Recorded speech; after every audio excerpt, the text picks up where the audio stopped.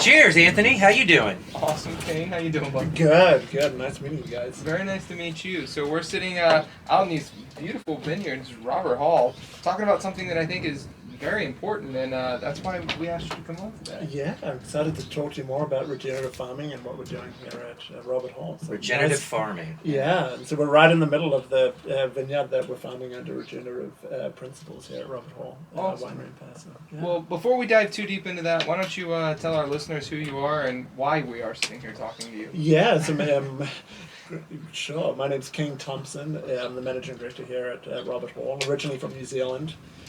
Sort of land down under, a Kiwi, and been in the US for the last 6 years. So a Kiwi in California. Kiwi in California, Right. the flightless bird. So, what brought you to California?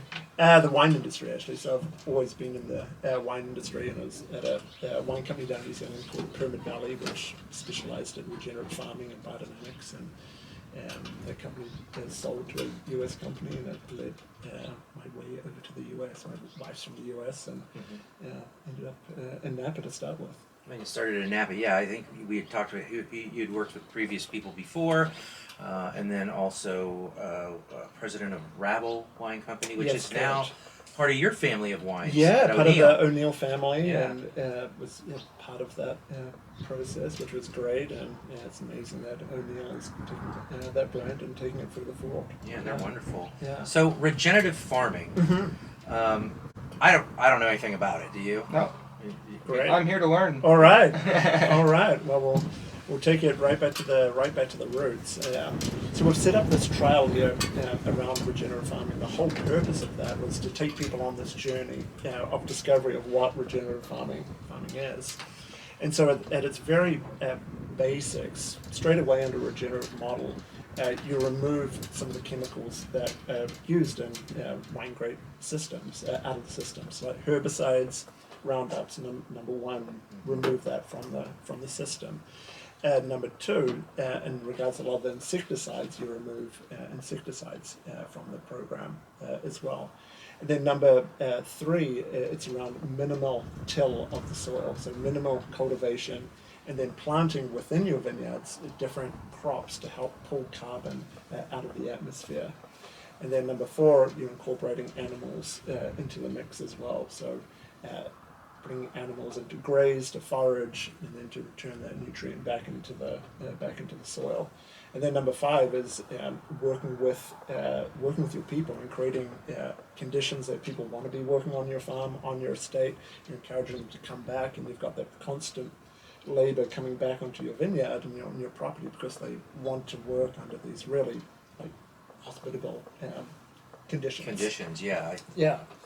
I think in Italy we've had that where I asked them why were you organic, and he goes, just because we don't want our harvesters to take pesticides home to their children. Yeah, we just feel like it's the right thing to do, and if you can farm this way and produce the quality that you want, then why would you not farm that way?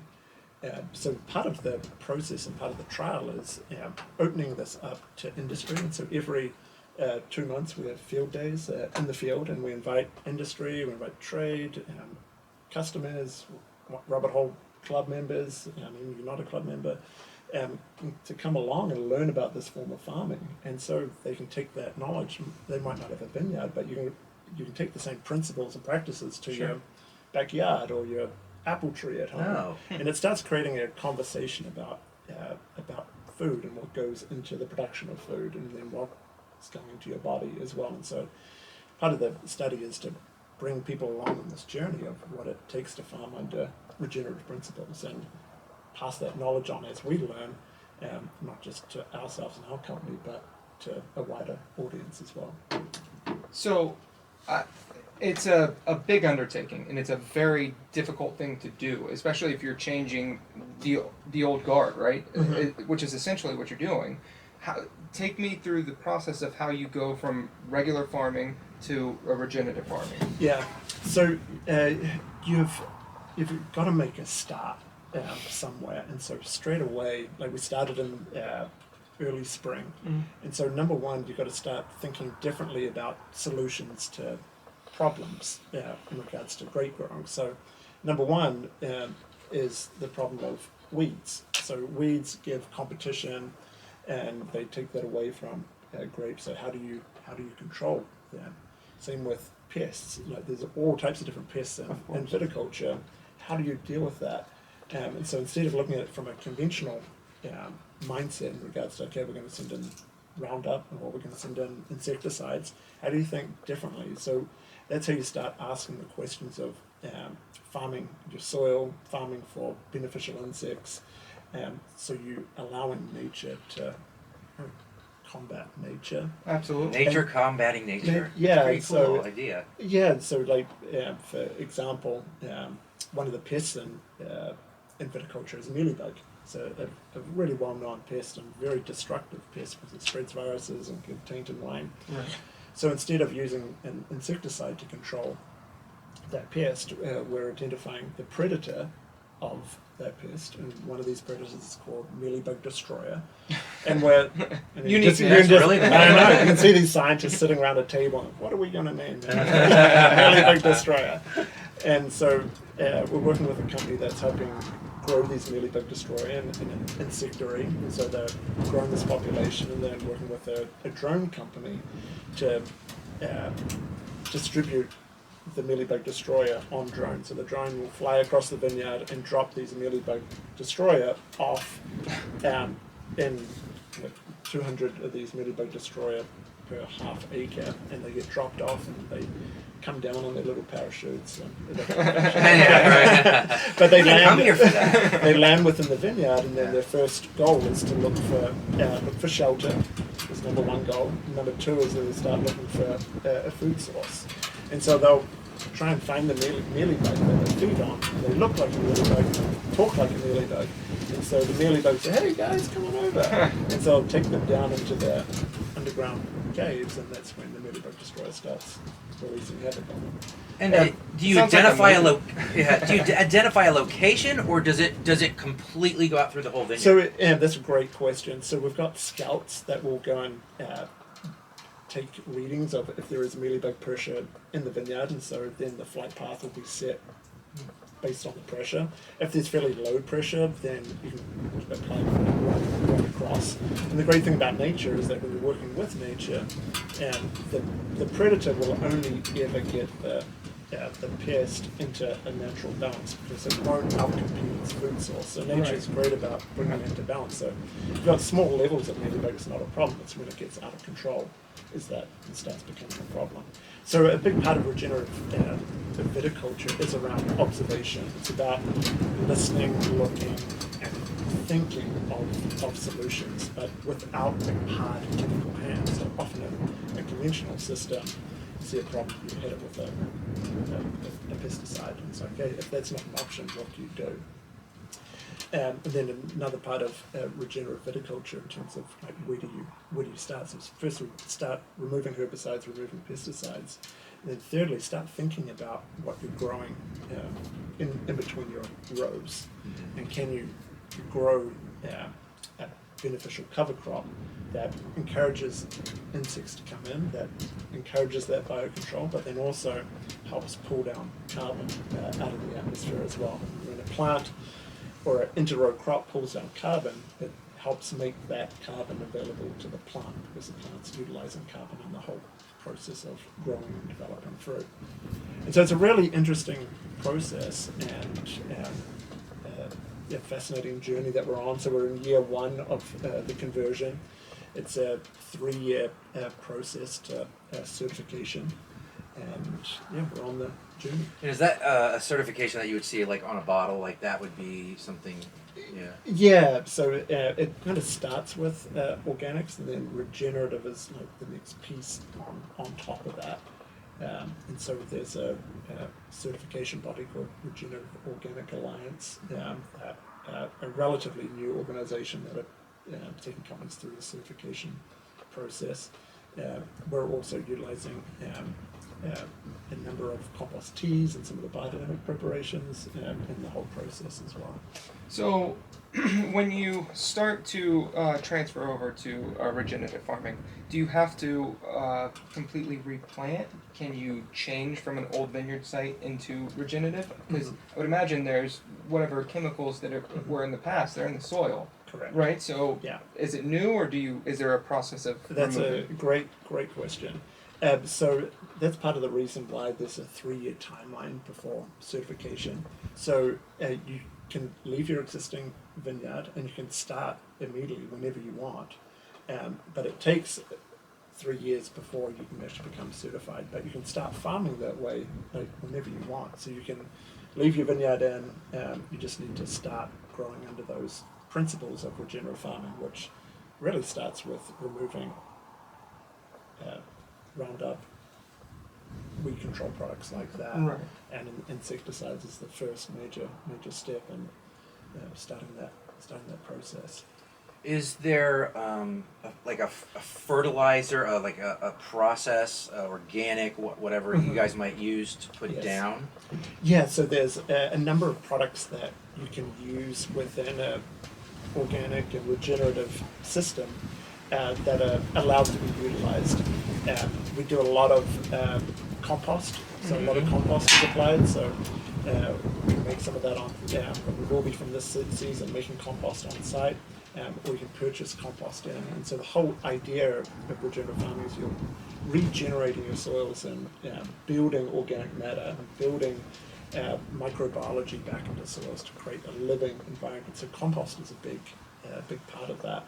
And then there's a number of different like compost teas and preparations that we're using to apply on the grape canopy, but then also on the soil to help stimulate growth and microbial activity to give the vine better access to nutrients. I would imagine this is not very cheap.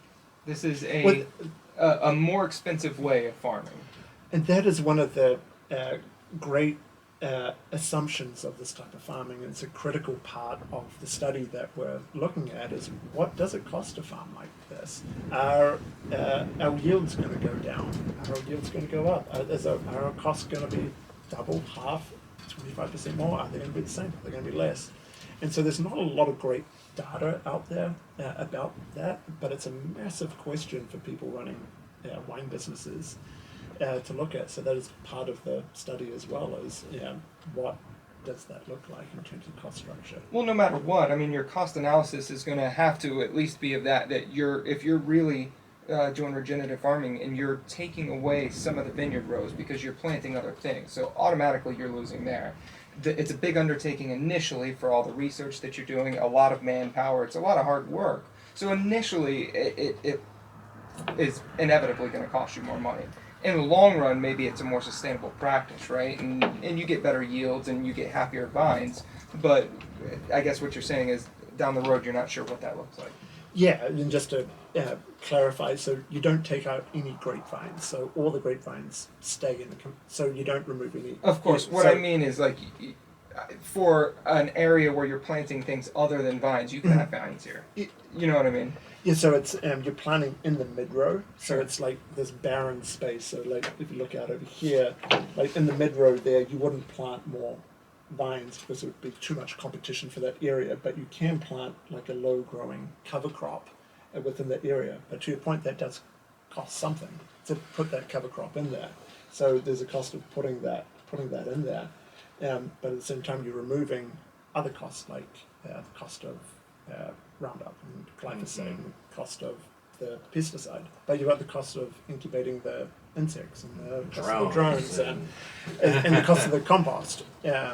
Which so where that all sits at this stage, we're not quite sure in terms of how it's all going to balance out.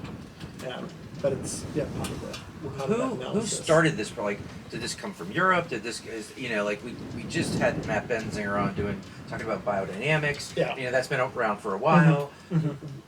Is this you guys? Where did this come from? It's there are definitely other producers around the world of wine. The Tappers Creek is farming under these scenarios. I think you're going to be talking with, and there's a number of wine companies that are growing under regenerative principles, and it's taking some parts of organics and some parts of biodynamics, they're building in animal welfare, social wellness as well, cultural aspects of farming, and then a big part is around this whole carbon sequestration piece and around minimizing till within the vineyard. So it's kind of adding on to pieces of organics, and then with the option of incorporating biodynamics if you want to. We're incorporating some of the biodynamic practices here as well. We're applying all of the 9 different biodynamic preparations as well. And but the actual certifying body is relatively new, and you're seeing that come through not just wine grapes, but a number of different arable crops and dairy crops around the world. So it's definitely a movement that's happening that's sort of wider than wine, which is really It's interesting. good for everybody. It's good for the planet. It's good for everybody, right? Yeah, if you can be part of growing something like the grapevine and grapes that go into wine, but then doing it in a really progressive, responsible way that's helping the planet, then that feels pretty good. Feels good, yeah. To be part of that. Doesn't seem like work so much anymore. No, it doesn't. It's a completely different lens, and some of the social and cultural benefits we've noticed is that some of the people working in the vineyard, they just want to spend more time in the vineyard. They're becoming more observant, which is really really good to see. It's almost like that. Like they're looking for things that might help benefit the whole process. Yeah. They're involved. Mm-hmm. So it's almost like bringing the whole viticultural team in and becoming a family to protect the earth and making sure people have a good bottle of wine too. I mean, again, you guys don't want to. The worst part that could happen is the wines go south, right? 100%. But chances are it's probably going to be the exact opposite. That's our assumption is that hopefully the wine quality improves, and if you remove some of these products from the soil that aren't great for soil, like glyphosate and Roundup, then you're going to create a soil that is better. It's living, and that's all what 90% of the vine is underground. It's only 10% that you see above ground, and sometimes just because what you can't see, you don't think about. And when you think it's like an iceberg, like 95% of it is underground, and it kind of matters what's underground. And if you're not treating that ground right, then at some point you're going to start seeing issues. And this we're seeing like just wider agriculture as yields get affected kind of right across the world through some of the practices. Minimal tilling. Perfect. Thank you. Because that's what drives me a little crazy. Yeah. So, I mean, does that mean you're not going to bring in a machine to till, or are you just going to plant plants so that you don't do that so much? And how does the tilling affect the vine? Mm-hmm.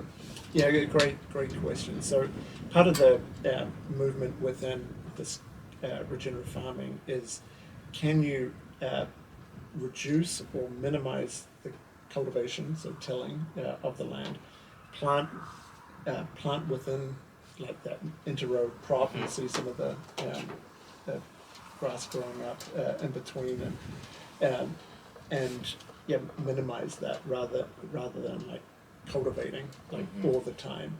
And it's a big part of this movement is and the reason why there is a move in regenerative to minimize till is around erosion. So if you're constantly tilling and let these winds blow through, then you're losing topsoil.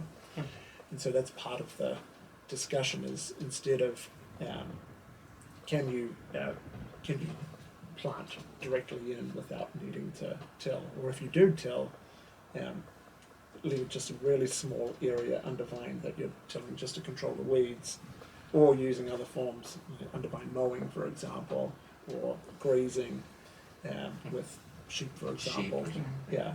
So it's a great conversation that the wine industry is working through. You also said bringing other like animals, so I'm thinking birds or something like that. What? Yeah, so the tail end of the season where we use sheep in the grazing. The great thing about sheep is they're fairly short. They can move in and out of the vines. They will chew down like a wide level of grasses and different weeds, and then they turn that into manure that goes back into the soil. So you've got this full cycle, and then they'll also eat the leaves as well that are falling off the vine as well. And so that all gets incorporated back. And late in the season, that doesn't matter if they're eating the leaves, right? It's No, just, no, and they can only reach so high on the vine. You see the cordon height's pretty high. High, So yeah.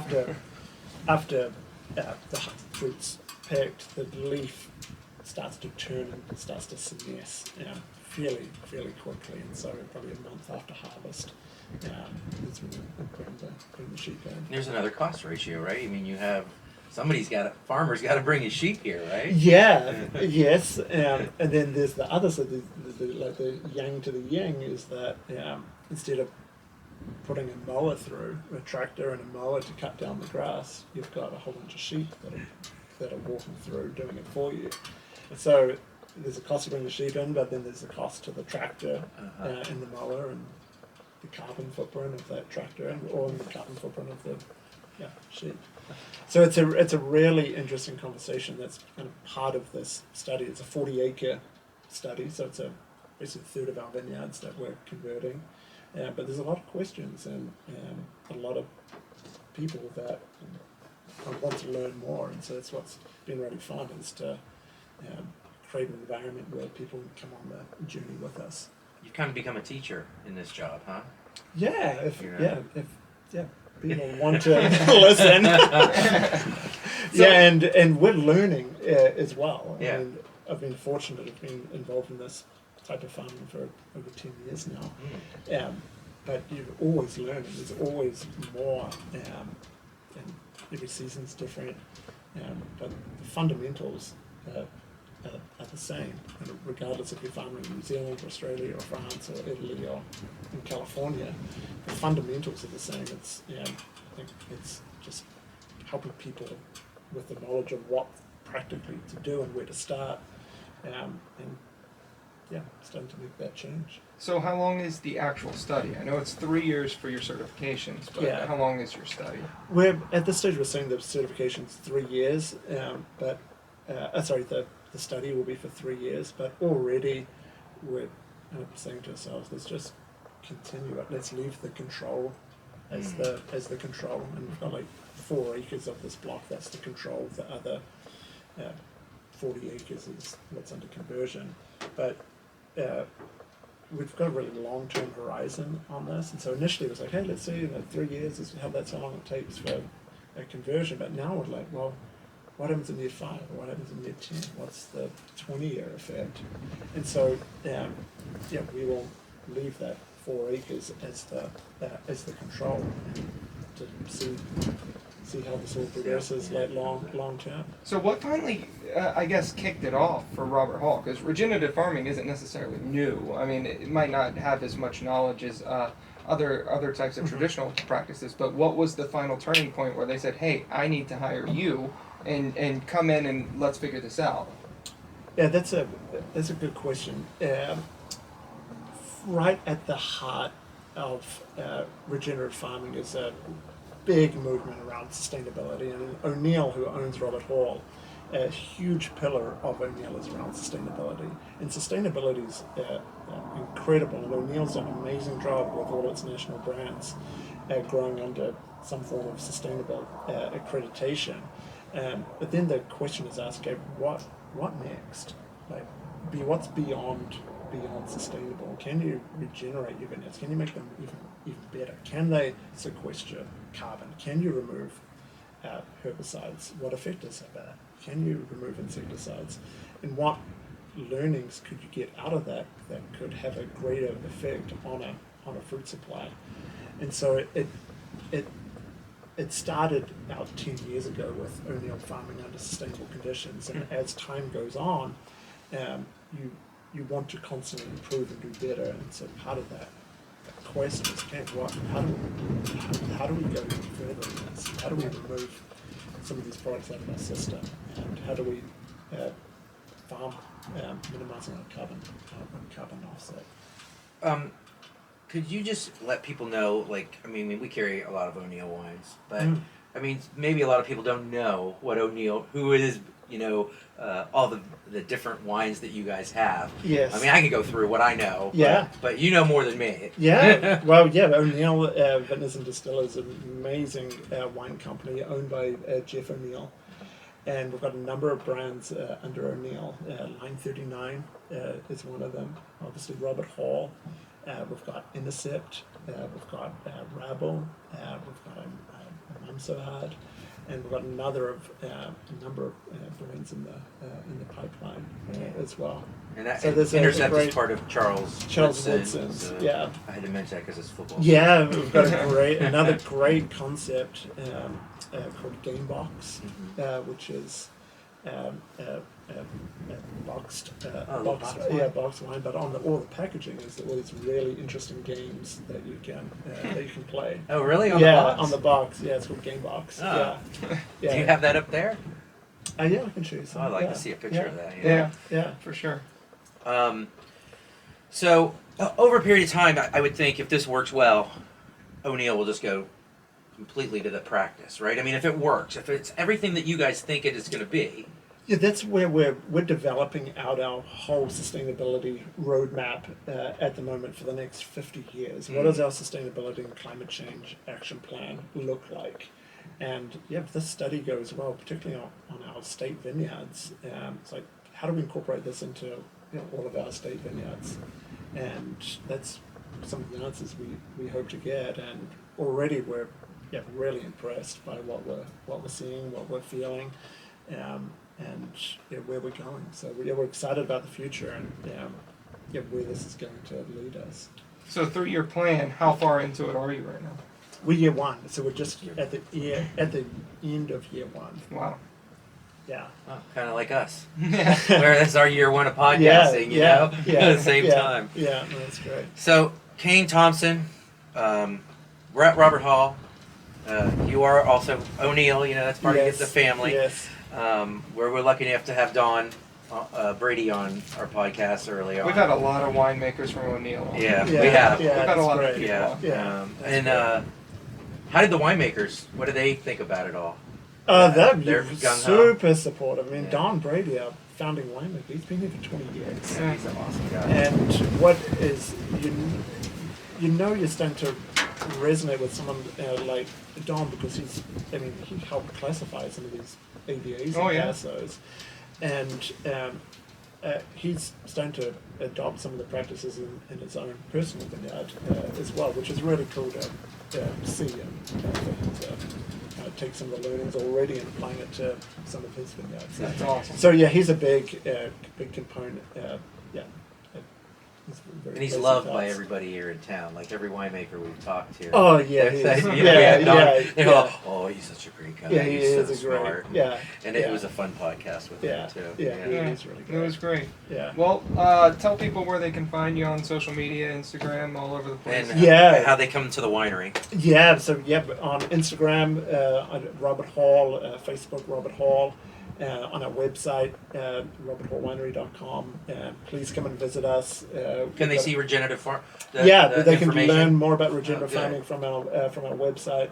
We've got a great hospitality center on site here. We'll do food and wine pairings, so 5 wines paired with 5 regional, local, organic dishes, which you guys will have to check out as well. Yeah. And the location. And, beautiful. And, even when we walked into the winery, it was just beautiful. And, of course, we'll be here in a couple more weeks. Yeah, and then we've got the underground caverns right underneath us, where some of the most expansive in all of Paso, we can taste from barrel. Tour the underneath us here? Not here, but over at the winery. Yeah. Wow, cool. I can't show you everything right now. Yeah, right. Caine, Thompson, Robert Hall, thank you so much for joining us. Oh, of course. Thank you so much. Yeah, cheers. Cheers.